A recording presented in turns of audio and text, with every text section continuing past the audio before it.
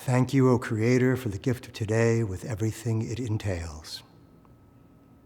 Welcome back, my friends. Sufi poet Hakim Sanai said, "Words cannot be used in referring to religious truth except as analogy. Words are limited, yet in unfolding spiritual metaphors, we can glimpse the deeper truth to which words can lead us. Words, used with contemplation, introspection, and meditation, offer tools on our path towards the divine."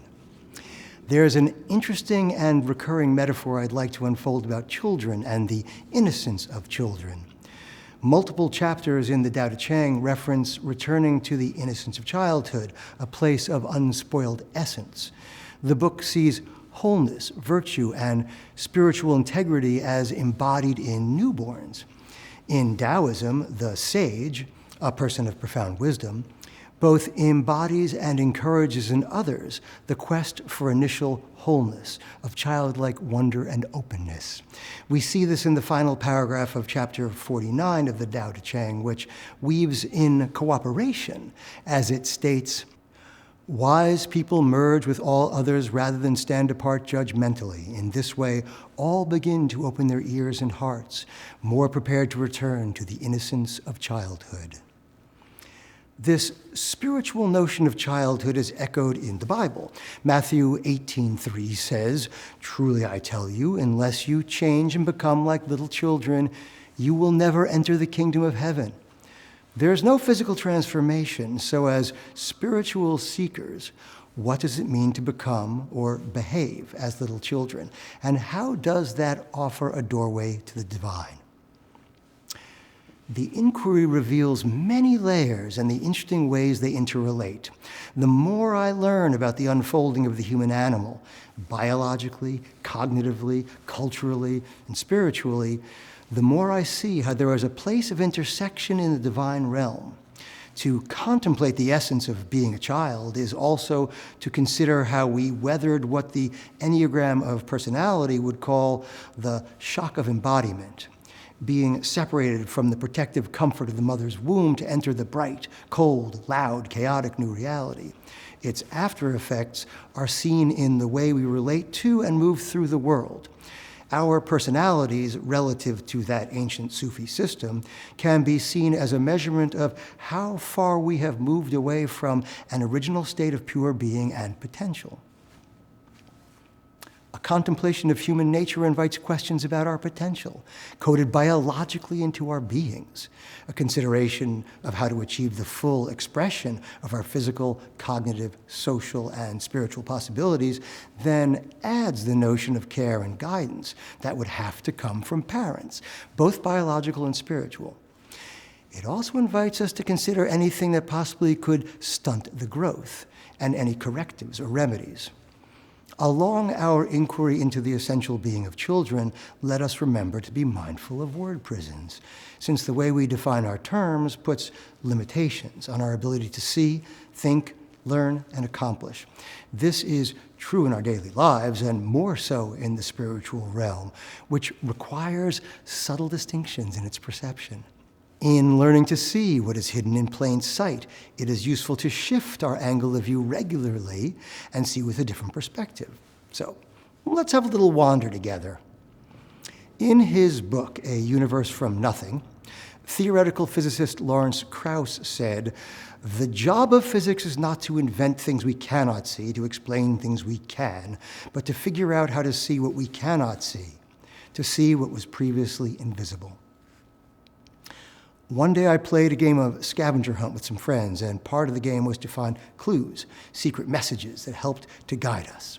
They were written with yellow highlighter, which was invisible in the room light, but glowed brightly if illuminated by a sleuthing device, which was an ultraviolet LED mounted to a magnifying glass.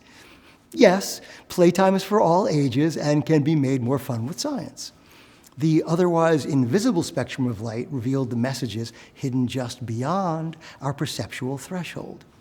In figuring out how to see what we cannot see, remember that clues are in plain sight, but not necessarily available to the eye without assistance. The Church of Inquiry is an inquiry-based religion that unifies science with faith to assist in seeking the Creator. Let's add to that a playful and creative childlike spirit. We believe the universe has a creator, that we exist for a purpose, and that the creator is knowable to us using the methods and practice of science. Science, let's remember, is both an intellectual and a practical activity, a thinking as well as a doing. It uses observation, an ability to see, and experiment, yet often starts in the imagination. Albert Einstein said, imagination is more important than knowledge. Knowledge is limited. Imagination encircles the world. We're a church at the intersection of science and faith, which brings a new set of tools to a multi-millennia quest. Words freed from their prisons can help us to understand how faith can include both the physicist's pursuit of an imagined God particle and a religious person's pursuit of the Creator. It also reminds us that imagination is an ally for scientific inquiry. On our path towards the Creator, we believe in the existence of a divine language, one that may not fit common expectation, that can be used to learn from and possibly communicate with the Creator. Whatever that language is, we believe it is woven into the fabric of nature. Why? Because the methods and practices of science have revealed endless wonders of structure and interrelationship that create beauty and suggest intention. Is our observation proof of anything? No. It's based on patterns. It's an accumulation of data. It's a valid basis to form a hypothesis which must be tested. We believe that the creation reveals everything we need to help us along our path towards the Creator. In unifying science and faith, we become hybrid spiritual beings, thus offer both a hypothesis, there is a divine language for us to discover, and a prayer, in that we seek the spirit of guidance in its discovery. Invoking our science mind, we look at and make sense of the patterns we perceive, aided by empiricism. As people of faith, we follow our intuitions with hearts softened by childlike wonder and open to the spirit of guidance, whatever that form takes. When we as a church add the methods and practices of science to our prayer, we free them from a limiting word prison, allowing wondrous new things to be revealed. To us, our search for answers about the divine, our ultimate path of inquiry, is itself the highest form of prayer. Continuing our thought experiment of being as children, language is something we typically learn from a parent. If we contemplate within our metaphor a heavenly father, as is found in many religions, then silence from a parent is inconceivable and inconsistent with all we understand as parenthood. If there is a Creator, then there is true guidance yet to be discovered. There is a divine voice we must learn to hear. As with the scavenger hunt messages, once we know to seek, what tools do we need to access what we suspect is there? Sufi teacher and philosopher Hazrat Inayat Khan said, there is one holy book, the sacred manuscript of nature, the only scripture which can enlighten the reader. Most people consider as sacred scriptures only certain books or scrolls written by the hand of man and carefully preserved as holy to be handed down as divine revelation. To the eye of the seer, every leaf of the tree is a page of the holy book that contains divine revelation. If the language of the divine is woven into nature, then it's reasonable to consider human nature as having something to reveal as well.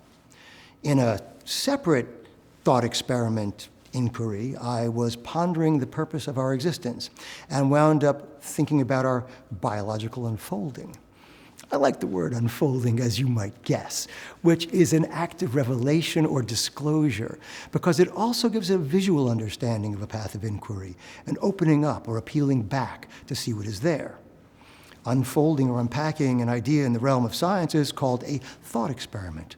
To artists or children, it's called daydreaming. To the spiritual community, these are meditations, and we use them to guide our inquiry.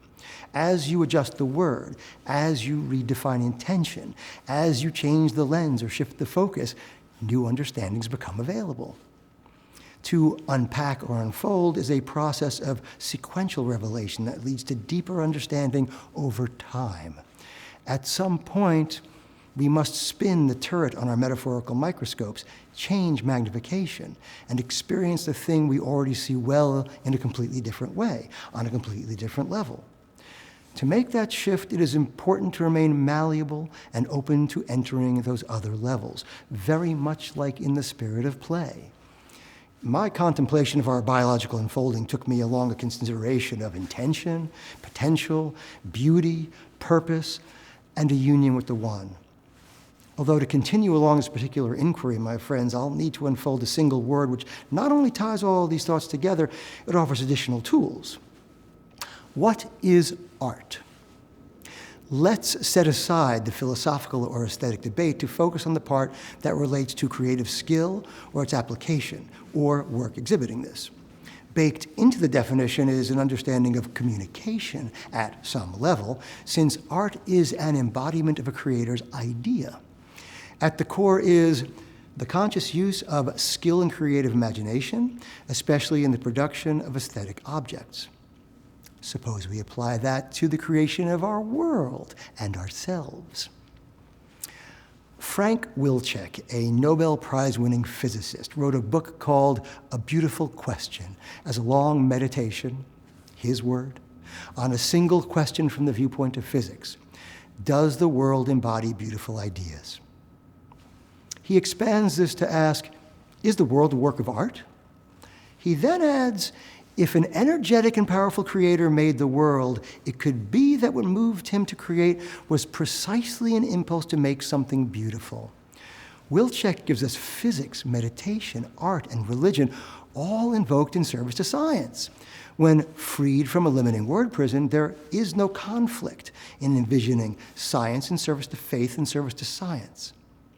Molecular motion, chemical reactions, mathematical equations, all can exhibit beauty, balance, symmetry, and artistic properties whose nature offer pathways of prediction and facilitate inquiry into truth.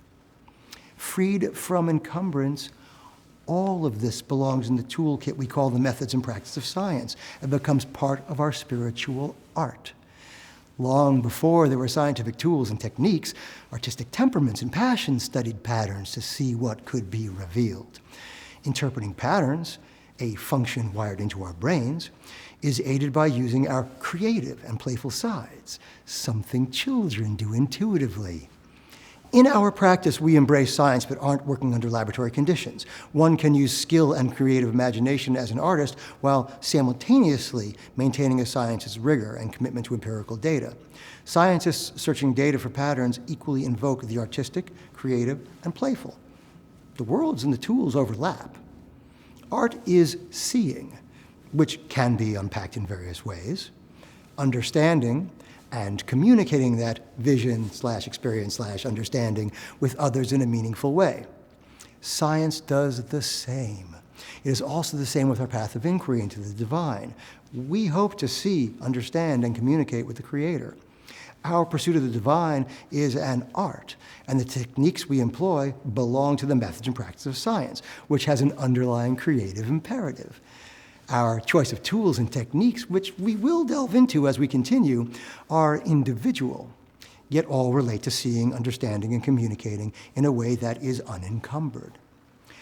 I'm exploring the word art because words can be surprisingly messy and prone to misunderstanding. We know of their multiple meanings, oppositional emotional contexts, and competitive metaphor frames. I've often heard artists framed as dreamers who aren't serious, like doctors and lawyers. Don't let your kid marry one. Yet art is crucial, underlies discovery based on pattern recognition, and could even be what compelled the creator. To disparage it is to discourage its use and deny us the tool. It gets placed into a restrictive word prison. Separate from the tools of modern science are the expectations of how to use them and where they are applicable. What happens if we postulate that art is the arena in which all science is conducted? Art requires skill, learning, creativity, and is facilitated by an open heart. It is also facilitated by embracing curiosity and the playful impulses common to children. Children are born pre-programmed with the structure of scientific thinking. They are also born as artists, with many experts seeing creativity as innate. Contemplating all of that innate capability brings me back to our biological unfolding and perhaps our purpose. Children don't have to learn to walk, but they are compelled to by design. We don't have to embrace the use of scientific thinking, yet it too is part of our design. Is spirituality innate? Once we've postulated a creator, we would have to consider the creation as being structured with form and intention. In that context, the innate tools we humans have been given provide a window into our nature and potential. Watch a young child, and you see the underpinnings of the science mind. At a very young age, all that children have available is cause and effect. They essentially conduct experiments on the objects and people around them and observe what happens. To a scientist, that's model building. Because children are creative and can spontaneously summon flights of imagination, they can invent all sorts of interesting experiments. Little children are naturally curious about the world, and you can watch them connect cause and effect using repetition to develop physical skills and create pathways of understanding. Do it again becomes the favorite phrase. Children use their innate programming, our divine operating system, as they observe, test, and understand themselves and the world. They want to learn about everything, find out as much as they can, and understand physical limits. They want to know why the sky is blue and trees are green, where birds go when it rains, and what's under the ocean. It's all exciting. Those questions can lead to wondering how the universe began, why we exist, and what happens after. Children are trusting, and early answers can limit later exploration. If we consider our foundation, physical, intellectual, emotional, spiritual, and now artistic, we know that establishing good practice early has value over a lifetime. Parents want what's best for a child, yet may not realize that some things are time sensitive. For example, children have an innate ability to learn and retain languages, a capacity that diminishes over time. Research shows that babies begin to learn language sounds before they're even born.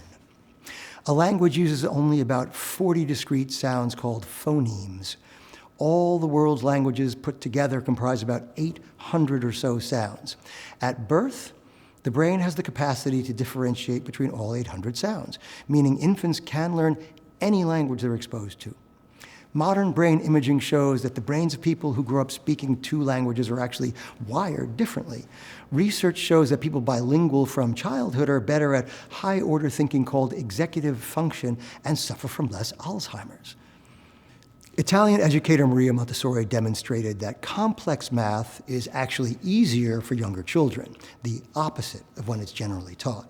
Her 100-year-old method teaches math with bead strings that impart a visual and physical understanding of numbers, giving students a superior understanding and facility. Scientific study has shown that learning mathematics helps develop analytical thinking, logic, and order, all of which form the basis of how we understand and interact with our world. Cognitive relationships that children develop in math class carry over into basic life skills, from managing finances to understanding if a bargain really is one. Critical thinking facilitates our capacity to see what's in the patterns. All of these things prepare us to become seekers capable of understanding the transcendent and subtle realms. Learning how things work informs decisions. We live in a time when we can use functional MRIs and PET scans to watch thoughts and experiences activating different parts of our brain. We can look at the design of our naturally curious children and the way their minds unfold to see what we believe is the intent of the Creator. We have the technology literally to peer into the workings of the brain, to understand this organ, an understanding of function, and tool, which requires technique and skills, that determines our perception and interrelationship with the world. Together, they give us insight into our potential. Deprive a plant of light, and its growth will be stunted. What illumination allows for our full development? We have innate capabilities, which we see as a gift from the divine. Whatever our endeavor, sports, music, and other fields, we also see that children who learn and train early are more likely to achieve success. In our spiritual lives, however, we don't really train the young beyond the learning of stories and rituals. Religion isn't something we truly embrace by choice versus imposed routine until our adulthood. Adults could facilitate this process by studying and understanding biological development with an acknowledgement that it serves the spiritual realm as well. They can help both themselves and children to develop potential, embrace the ongoing unfolding that lasts a lifetime, and achieve the fullest expression of our innate capabilities. We understand the importance of taking care with the development of new humans. We are obligated to help them discover, develop, and use the tools they have been given. We're also obligated as seekers to examine ourselves regularly, to consider what we have or haven't yet embraced in our own development, in our own unfolding. Introspection is a pathway. If we have been divinely endowed, then the better we understand innate potential, the better we understand divine intent. Know yourself, and you begin a path towards the Creator. This is part of our practice. If we return to physicist Wilczek's question of whether the world is a work of art seen as beautiful to the Creator, then patterns take on great significance. Human unfolding, our individual potential, would have structure, purpose, and intention that would be revealed incrementally only when a function/activity/tool is removed from our human toolbox and played with. Art, science, and faith have overlapping skills to learn that can be added at any time, even if mastery isn't the intent. The skills that come easily to children are still possible for adults. Stephen Hawking said we are getting close to answering the age-old questions. Why are we here? Where did we come from? Does the universe, in fact, have a beginning or an end? And if so, what are they like? If we find the answer to that, it would be the ultimate triumph of human reason. We would know the mind of God. The human mind, the thing we use to contemplate the divine, is a miraculous organ, and lifetimes have been given to its study. That legacy of discovery is available to us, which is comforting since cooperate is a commandment from nature, and complex tasks typically require support and guidance. Learning how to make sense of patterns, the data of our world, and learning creative and critical thinking is important, whatever path of life takes. The world is complex. As we continue our search for the Creator and add the methods and practices of science, let us be artists. Let us be children. Let us play and use our innate gifts, nurture our divine operating system, curiously explore and question, be joyful, open-hearted, and childlike in our embrace of wonder and exploration. I take the admonishment from Jesus to become as little children in order to enter the kingdom of heaven as an invitation to end where we begin, in the childlike state the Taoists had earlier observed. Do otherwise, my friends. Harden yourself against the emergence of what's within you, and it may be that the heaven you seek becomes unavailable. Let me close with the invocation. Thank you, Creator, for all that is possible and your abundant gifts. Thank you, nature, for the forces that formed us and shape our reality. Thank you, science, for the path and the tools we use to explore and understand both nature and the divine. Thank you, friends and fellow humans, for choosing to walk this path. Keep seeking, my friends. Honor the Creator, honor the creation.